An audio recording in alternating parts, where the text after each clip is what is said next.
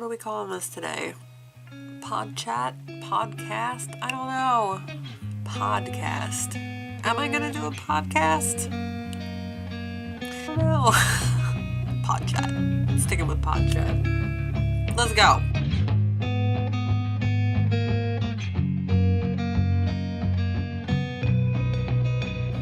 Well, hello friends. It's been a long time since my last upload. Got a new camera, so it's doing all kinds of fun things right now. I think my last upload of CMYK was the end of September-ish. Right after that last upload, the entire household here got sick with back-to-back illnesses, and we recovered our health just in time for me to take a trip to go to Rhinebeck in New York. So I know it's been over a month, and probably I am the last creator on YouTube to be discussing my experience, but here we are. There has been so much going on behind the scenes at Fuzzy Whatnots, not just with my family, but also with the business, that it's literally taken me until now to have a chance to sit down and talk to you about this. So that's what we're going to do. We are going to talk spinning in Rhinebeck. I'm going to fill you in on some of the things that have been going on here at Fuzzy Whatnots. And I have an unboxing. I have acquired a new toy that I would like to unbox with you guys. So let's get started. So first and foremost, I would like to say that the very most important thing that I learned at Rhinebeck is that I am not a vlogger. I took a lot of footage of me rambling in the car during the trip up and during driving around and also on the way home, but not as much footage as I would have liked during the actual festival. I did get quite a bit of footage of the spinning class that I took with Natalie Burger. Mostly that was for my reference because I have ADHD and my memory is not so great. So I took as much footage as I could possibly take so that if I forget what I'm supposed to do, I can go back and look. There are a couple reasons why I have decided that I am not a vlogger. The first being that at least when you're new to vlogging, it feels really, really weird. Normally when I'm in here recording in the studio for CMYK Play or whatever else, I have gotten used to talking to a camera. I know I'm talking to you guys, but in public it's like a whole other thing. It's like a whole new level of weirdness. Those of you who have been watching my channel may not know this, but in person I'm actually quite awkward, at least at first. So imagine me with a selfie stick, already feeling awkward about talking to basically myself in a camera, but in public where there are literally throngs of people. It just it didn't work out. It's not my thing. I am accepting that it may never be my thing. The two words that come to mind are mega cringe. Mega cringe.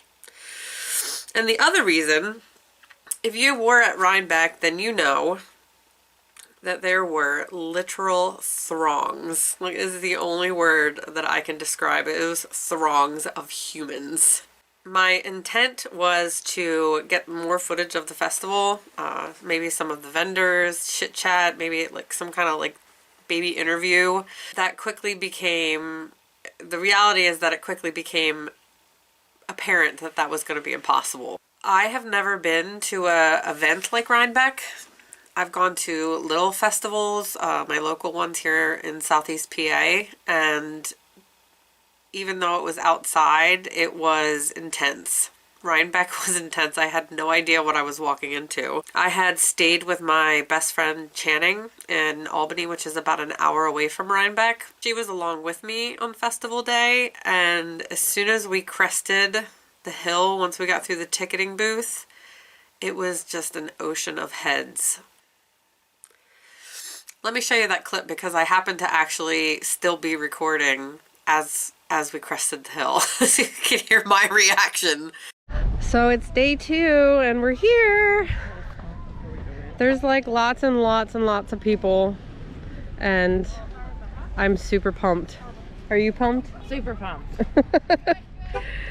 So I will show you the sights. Lots of people. This is gonna be super fun. Wowie zowie. This is like the most amount of people that I am going to be near in like 3 years. Talk about intimidating. I'm already feeling it. Yeah. I assure you that the astonishment you heard was real. It was very real. Trying to make our way through any of the buildings was like this.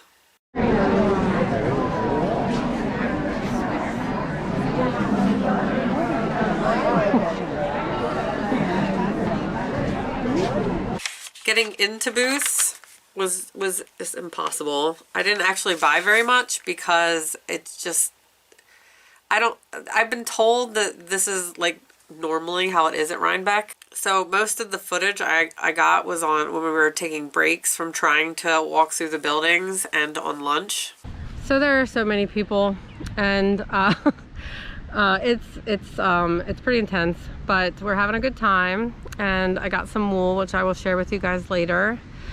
And now I'm sitting far away from everyone. I'm making shoelaces. And Channing's making, Channing's making shoelaces. It was nice to see some people, and I'm hoping to see some more people before I leave. But it's 3 o'clock, and so there's just so many people. It's so hard to find anybody. But I'm gonna try for the next hour or so to try to find people. Unfortunately, the internet is not working very well, so my original plan of telling you guys where I was on my Instagram stories is kind of like not working out. We did eventually cover most of the fairground because I didn't know what I was walking into, and there was that amount of people. I had really bad anxiety for probably the first 2 hours that we were there. By the time I calmed down, should I say, and was able to like talk like a normal human being, most of everyone had already left, so I actually didn't get to run into a whole lot of you guys that I was looking forward to, and I'm sorry for that. I'm sorry for that. Let's just say I'm gonna come back next year, but I am definitely have a different plan so that we can connect with each other. I did manage to locate some folks that I have been communicating with for a long time, and who I've also worked with on several different projects. So I will show you the pictures. There's Tanita from Broken Crafty, and Laverne from Busy Peach, Jennifer from Designs by Jennifer Tipton, Katherine from Jojo the Bomb, and one of you guys actually approached me. It was the only people who approached me. It was Randy, so shout out to Randy. It was really nice to meet you in person. So all of these ladies that I showed you pictures of are people that I've worked with in some capacity over the years. So it was really, I was really glad that I was able to find them once everything calmed down a little bit. So I did buy a few things. The first thing is my mug here. It says Ba. It's so cute. And today I'm drinking just coffee because I'm not like a huge tea person. I'm a coffee person, so I'm drinking coffee. It's yummy. I got everything. I didn't buy any yarn. I had taken this spinning class the day before the festival, which I will talk about. So everything I bought was fiber to practice spinning with.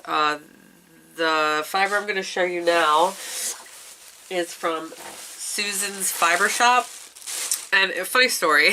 So when I first stopped at this stand, there was several ladies. One of them was like bagging stuff. One of them was ringing people up, and the other person was running around helping people. And it was I saw this fiber.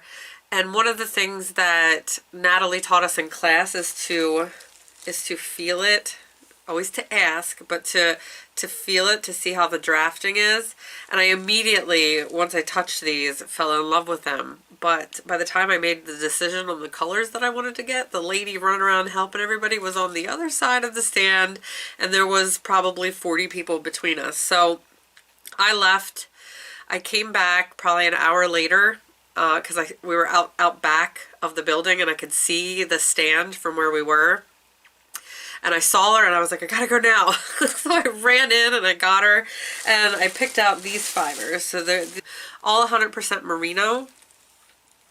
I got a color, I got 4 ounces of each, which is gonna make a lot of yarn. So I'm super excited. So I got a black, which I'm going to ply with this hot pink. It's gorgeous. It's so bright. I just think I really love high contrast. So I'm going to be applying those two together. And then I got this tealish color, which I'm going to be applying with this ochre color. I don't know why, but I saw this color from far back, and before I even got in the stand, and I was like, I love a good green. This is what I would call an ochre green, and I just fell in love before I even got close. So when I went back to Susan's fiber shop and I grabbed the lady and we were able to get those fibers that I wanted, I went around. You had to go around the front to pay, and after I paid, I turned to get back out the door I came in, and I was literally stuck with people going this way, people going this way, and like every time I tried to move, it was just, I was getting more sandwiched. And so I finally just said out loud, I really need to get out of here right now. And everyone parted like the ocean. Just ran out the back. So I guess I probably should have thought of that before, but it just wouldn't, like, there were so many people and I just couldn't, like, if I'm not a pusher, like when in crowds of people, I am not that person that's just like elbowing and shouldering to get through. Like, I guess I'm too tame. I'm not aggressive enough, but that seemed to work. So I was able to get out, and that was the last time I went in the buildings.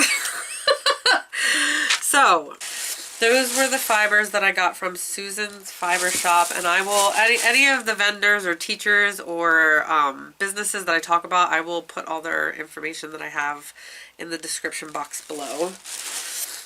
Right around the corner from Susan's fiber shop was this other shop that was, these were hanging together like little Christmas balls.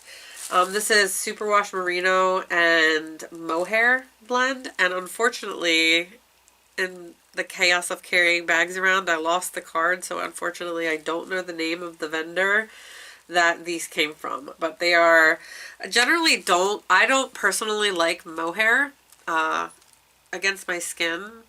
It's to me it feels kind of scratchy, so I generally go for Surrey silk, but drafting this, when I was playing with it, I think drafting this is going to be really nice. So it remains to be seen whether I will actually like knit something with this or if I'm going to weave something with this. But again, high contrast. I thought I would apply these together to make a really pretty yarn. So those were my goodies. I know it wasn't a lot, but like I said, it was very, very hard to get through the buildings and get into any of the stands. I am planning on attending next year. However, I don't know that I'll bother with shopping. From what I gathered from the vendors that I did get to talk to, some of them have applied anywhere from 6 to upwards of 10 years, kept applying to get in. And then once you get a spot at Rhinebeck, you have that spot at Rhinebeck until you give it up or die, basically. So I have no ambitions to vend at Rhinebeck ever. As a customer shopping, it was very overwhelming, so I can't even imagine what it would feel like to be a vendor there. And like I said, I'm not ambitious enough. I will stick to the local smaller fiber festivals once I am able to do so, but I'm not sure that Rhinebeck's ever going to be something that I have ambitions to do. And I realize you're probably saying, that's kind of silly. Wouldn't it be really good for profits? Yes. Yes, it would be good for profits, but I am not sure that it's worth it for me. On a side note, if there are any, if anybody's watching that is a vendor at Rhinebeck and is interested in doing wholesale, I am totally up for that. You should hit me up because I will wholesale and you can sell my yarns at the festival. I just don't know that I actually want to pursue it. What I want to get out of Rhinebeck and what I was trying to get and what I want to get is connection.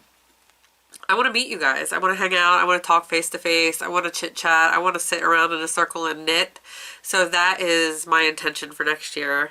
I am going to make specific plans so that you guys know where to find me and we can just sit around and have a good time.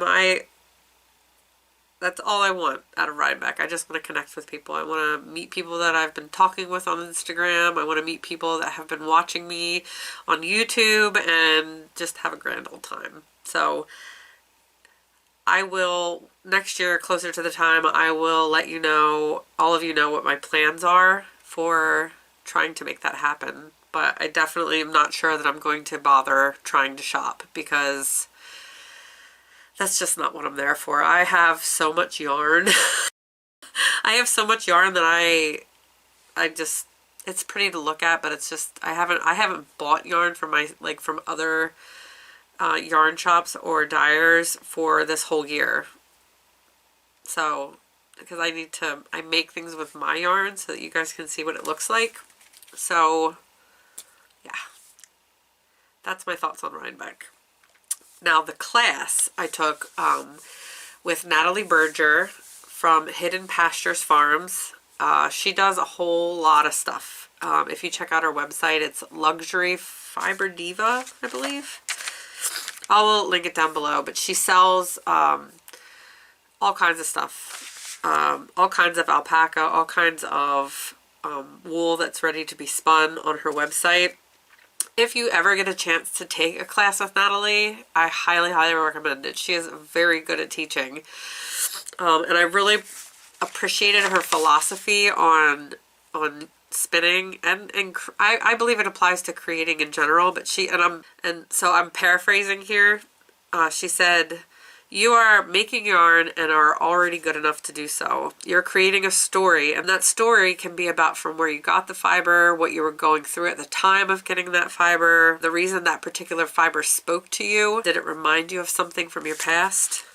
And when you're spinning it, it's also telling a story. And when you're spinning it, it's not about perfections, because the imperfections also tell a story about where you came from and where you are now. Each yarn you spin tells a new story, and it was such a good explanation that I thought you guys might appreciate that too. Here, I will show you, I'm going to put up some footage of that class, just some clips, so you can see me learning how to spin.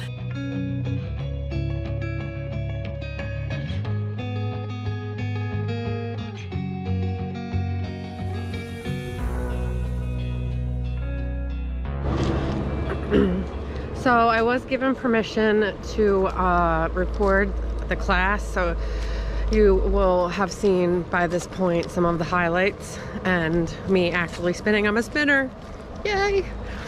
So I'm on my lunch break right now.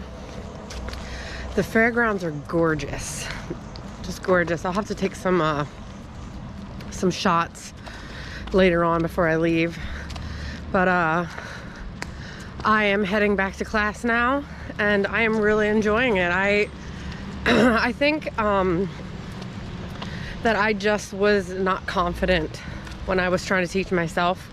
I bought that e-spinner last July, and I have been trying to figure it out, and it was just a few tweaks that I needed to adjust.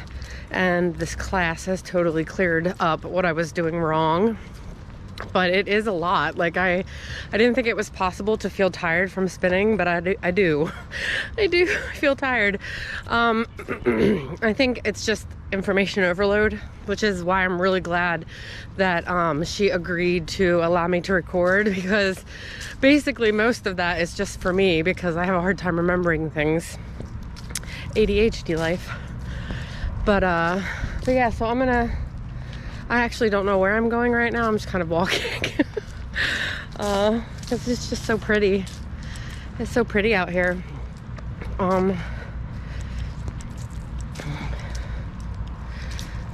But yeah, so I'm gonna go back into class and finish learning how to spin.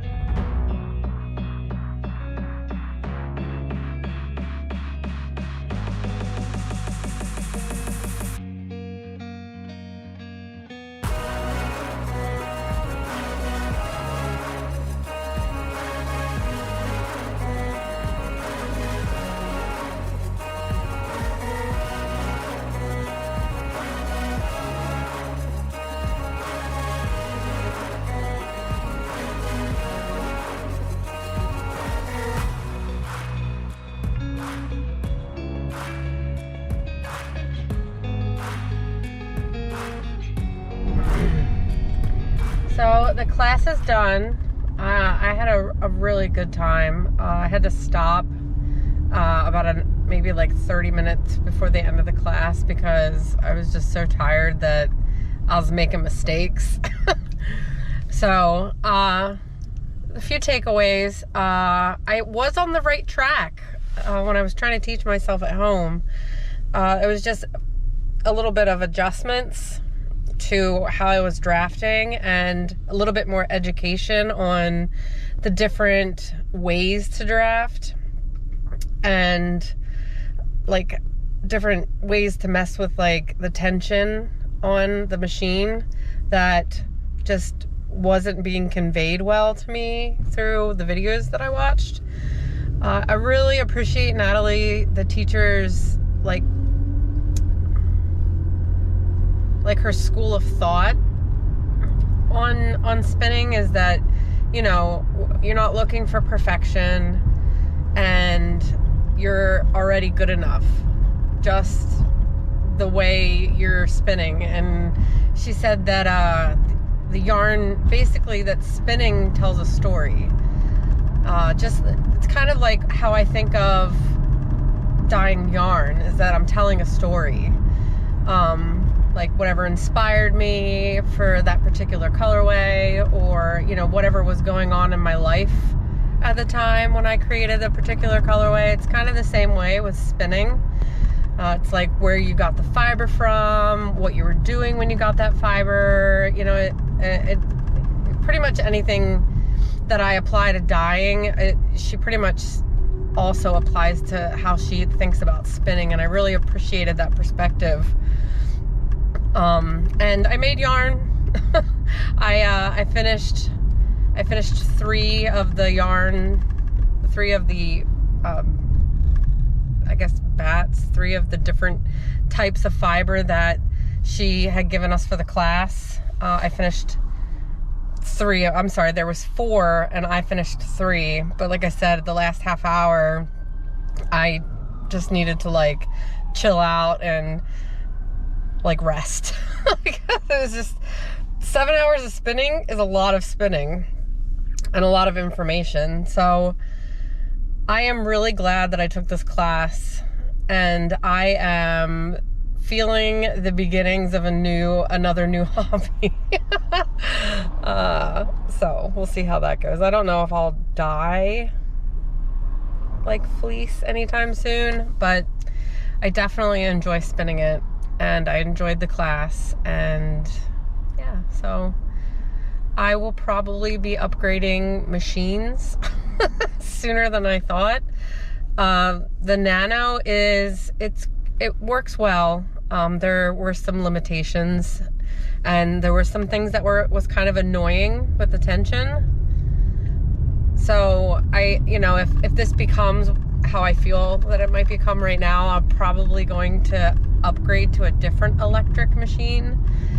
I don't have space for like a big spinning wheel, and that is apparently, according to Natalie, that the teacher today, that's like a whole different animal, because you got like the thing with your hands, the drafting and the concentrating on that, but then you also got to throw the feet into it. So I don't know if that's gonna happen anytime soon. It's like one of those things where it's just like when you start knitting, you start getting confident and then you get a little bit cocky, and that's when you start making mistakes. So it's like the second I felt confident, or the second I had to really focus, and I also think that might be what's attributing to my exhaustion, is that like the second I broke my focus, I started making mistakes. So I know that over time with like muscle memory, that's gonna get better. So it didn't discourage me. It just, between the limitations of my machine and the ultra super duper focus, I think that's just what fried my brain. So I did learn that my electric eel wheel from dreamingrobots.com, I have the Nano 6.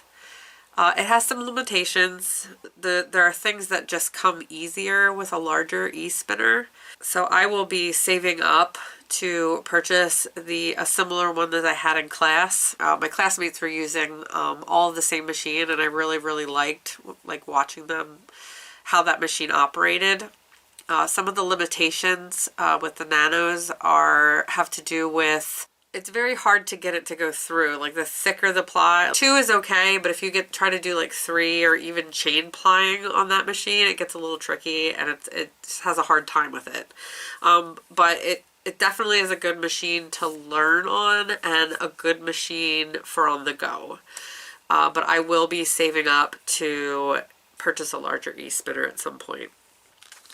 So you want to see the yarns I made in the class? Here is, no, I do not have the list of what these are, but this was the first yarn that I spun. She's gorgeous. But you can see where, like, learning, like I did some really thick parts, some parts that weren't spun very well, had some little artsy strands going on, and then we had some itty bitty skinny strands. I will say that this particular wool was very challenging to work with, and it was also the first one that I did. The second one I did was from Natalie's farm. This is her 100% alpaca. And this, going from this to this in the class, it was like audibly I said out loud, like, wow, this is so much easier. And it also came out a lot better. Like it was a lot more consistent with this particular fiber. It was 100% alpaca.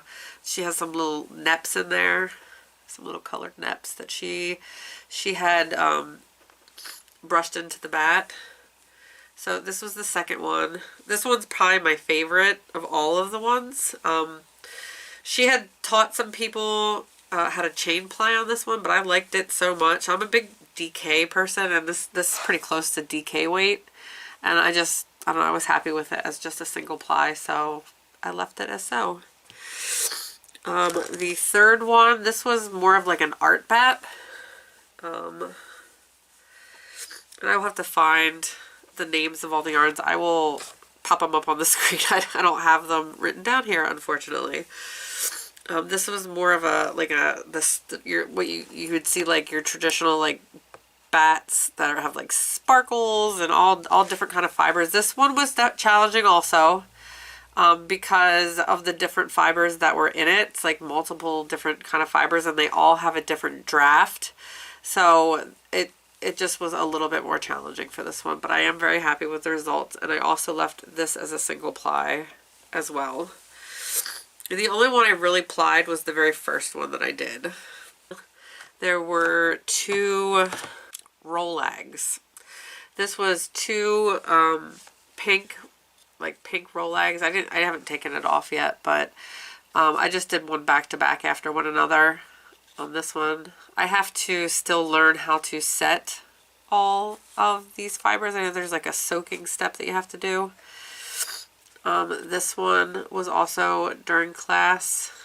I'm not too sure that I'm crazy about how that one came out, but, and then this is actually one that I had started on my own when I first got the Nano. This is Highland, I believe, Peruvian Highland. It's a very rustic feeling yarn.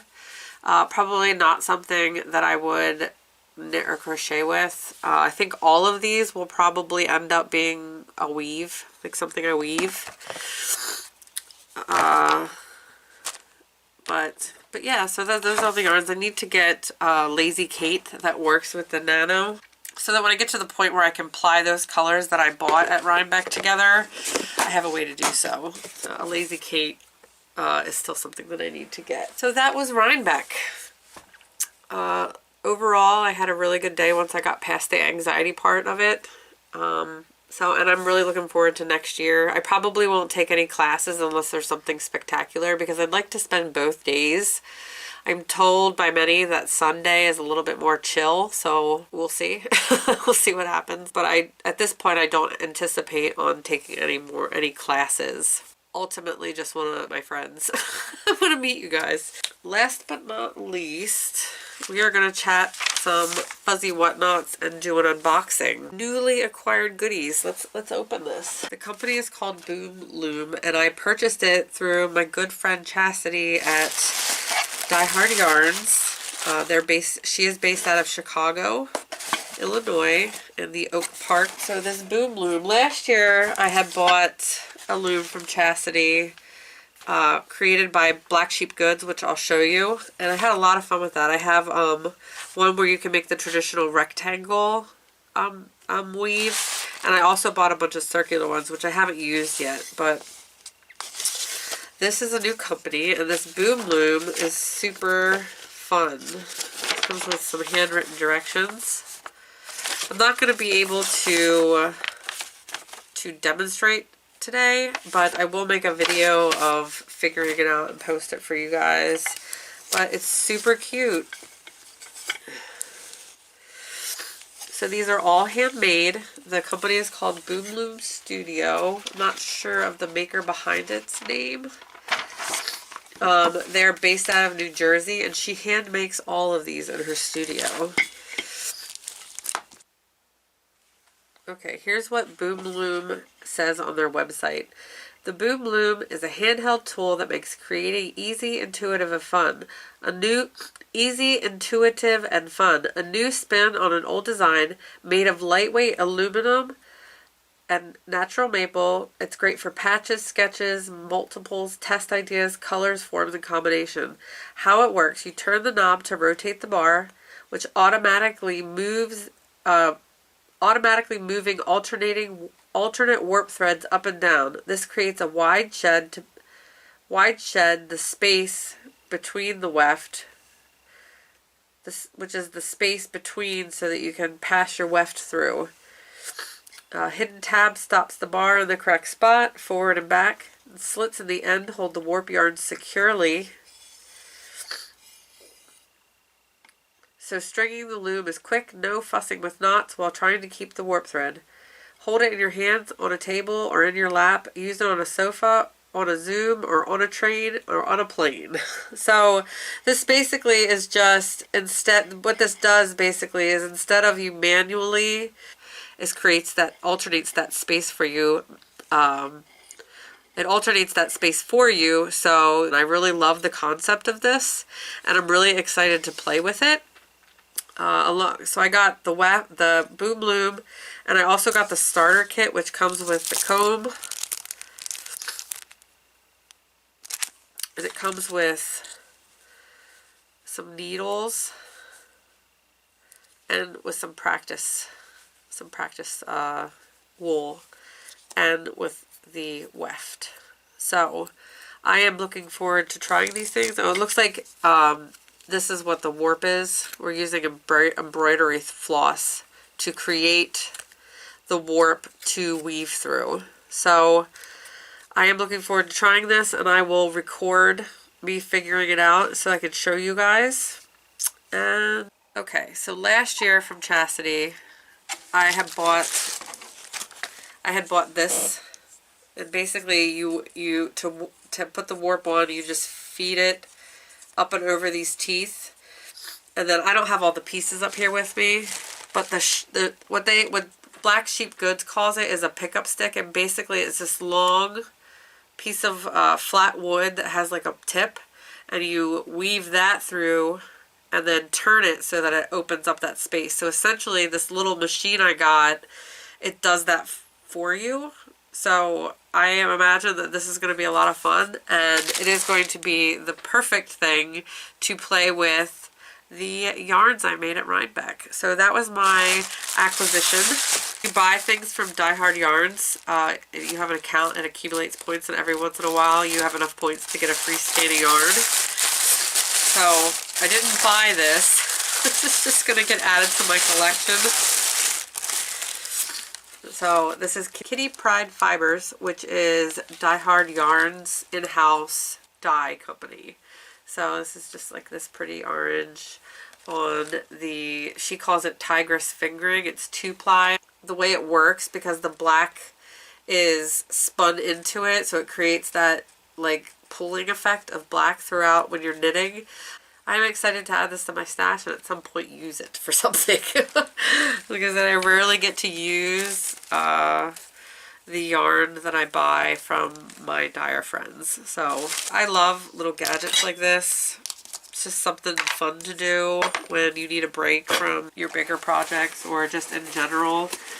Like, I don't know about you, but sometimes I get into a funk and I don't want to knit or crochet. So I pick up these little gizmos and just give myself a chance to deflate and then get back to whatever it was that I needed a break from.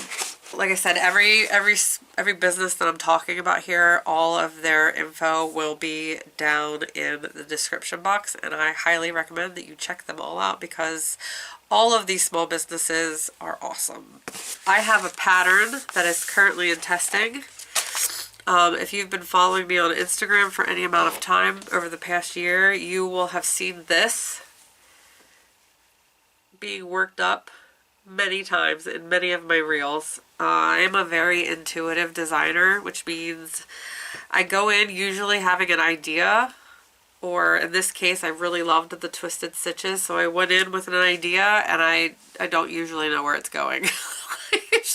Usually I am not the kind of designer that can sit down and make a sketch and then make that thing. Like, I'm very on the needles, figure it out as I go designer. I know it's not usual, but my business is not based around designing, it's based around dyeing yarn. So when I design things, it's just a bonus. The misdirection cowl is what I'm calling it, and it is currently, it's basically almost everybody that's testing this is almost done. It's scheduled to be released on December 9th, and I am currently still working. There will be a hat to accompany, but I need to work on the crown decreases because I'm not particularly happy with the crown at the moment. I also like it to be a little bit longer. I like, when I make a beanie, I want to be able to put it on my head without blocking it. Let's be real. So it's just not quite long enough. So what I'm working on in my second iteration of this is getting a little bit more length. And I also, like I said, I'm not crazy about the crown decrease the way I did it. I don't like this puckering, and I realized that blocking this would actually straighten it out, but I don't like blocking hats. I block them on my head. So I want to work on crown decreases that I did were just too fast. So I need to like decrease it slower, which will also give the more length, the length that I'm looking for. And I don't like this. So I'm doing it again because it's my design and I can do what I want. But look for this probably after the holidays, because it's challenging to get testers during the holidays, during this particular part of the season. And the testing group for the cowl, I mean, honestly, they were so great. They were so helpful and insightful that I'm feeling pretty confident that this is going to be written pretty much ready to go because of the cowl testing group. Because I already know the things that they're looking for. This is not an easy knit. This is not your knit flicks and chill. Like, there is definitely some thought. You have to pay attention. The math and the stitch count is unforgiving. But if you like twisted stitches, this is the pattern for you. Everything is twisted except the stockinette that you see. The ribbing is twisted. You have your right twist and left twist spirals, and then this part is called fractured lattice, and it is all twisted stitches. So this is coming December 9th to my website and to Ravelry, if Ravelry is something that you can use. When we last spoke on the last episode of CMYK Play, I had told you guys I was taking a break because I wanted to focus solely on moving my website from one platform to another, which I have done successfully. And then last week I was misinformed and broke my URL like right before, the holiday shopping season began. So it's the temporary one is back up and running fuzzywhatnots.com will be back. It's just in the transition from one hosting site to another hosting site for the domain is just, it is a IT trip around the block.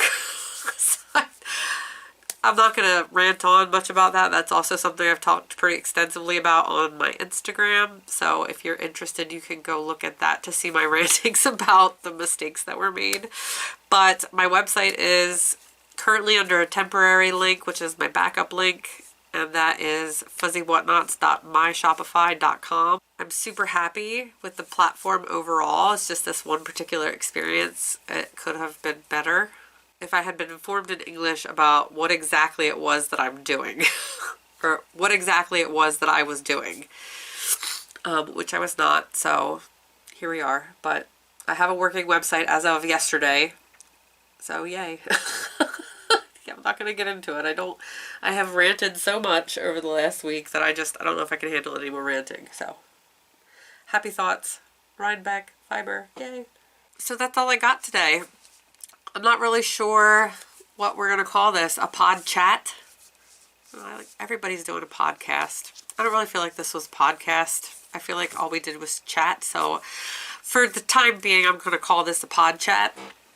And I don't know how often I'm going to do these. I guess when I have something to say or something to share with you. Thanks for joining me for my first pod chat about Rhinebeck and all the things. And I will see you. Oh, I remember the other thing I wanted to talk about was CMYK Play. Season 2 is in the middle of being filmed. So, I apologize to those of you who have been waiting. I did not intend the break to be so long, but season 2 is coming.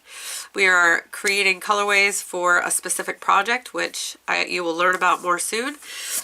And hopefully the first episode will air next Friday. So, be on the lookout for that. Yeah, that's all I got, you guys. Hope maybe there'll be a PodChat 2 soon. I don't know. Nobody knows. Thanks for joining me today. And I will see you next time.